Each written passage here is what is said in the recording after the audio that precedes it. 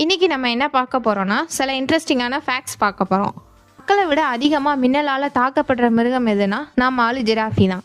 ஒருவேளை அதோட நீளமான கழுத்து காரணமாக இருக்குமோ? இருக்கலாம்.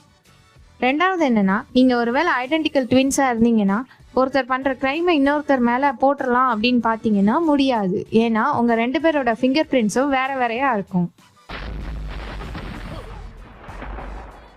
மூணாவது பார்க்க போகிறது என்னன்னா, நம்ம பூமி எப்போவுமே ஒரே ஸ்பீடில் சுற்றிட்டு இருக்குன்னு நினச்சிட்டு இருக்கீங்க.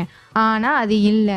ஏன்னா நம்ம பூமி பெர் செஞ்சுரிக்கு 1.8 செகண்ட்ஸ் ஸ்லோவாக சுற்றிக்கிட்டு இருக்கு. அப்போ நினச்சி பாருங்க, நம்ம 600 இயர்ஸ்க்கு முன்னாடி பர் டேக்கு 21 ஹவர்ஸ் தான் இருந்தது. எப்படி இருந்திருக்கும் யோசிச்சு பாருங்க. அப்போ பூமி என்ன சுத்துது. ஃபோர்த் என்னன்னா, நம்ம எல்லாருக்கும் தெரிஞ்ச அமெரிக்க பிரசிடென்ட் ஆப்ரஹாம் லிங்கன் ஒரு காலத்தில் லைசன்ஸ்டு பார்டெண்டராக இருந்திருக்காரு. ஃபிஃப்த் என்னன்னா, நம்ம எல்லாராலையும் இப்போ போற்றப்படுற பெயிண்டர் வின்சென்ட் வான் காகோட லைஃப் டைமில் அவர் ஒரே ஒரு பெயிண்டிங் மட்டும்தான் சேல் பண்ணியிருக்காராம்.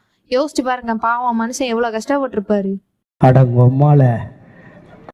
சிக்ஸ்த் என்னன்னா, ஒரு கூட்டமாக சேர்ந்த ஆந்தைகளை தான் பார்லிமெண்ட்டுன்னு சொல்கிறாங்க. ஒரு வேளை இருக்குமோ? ஷேர் பண்ணுங்க, சப்ஸ்கிரைப் பண்ணுங்க. அந்த பெல்லுங்கிற பட்டன் இருக்கும், உங்க பொண்ணான கையால் அந்த பெல்லை மட்டும் கொஞ்சம் அமுக்கிடுங்க.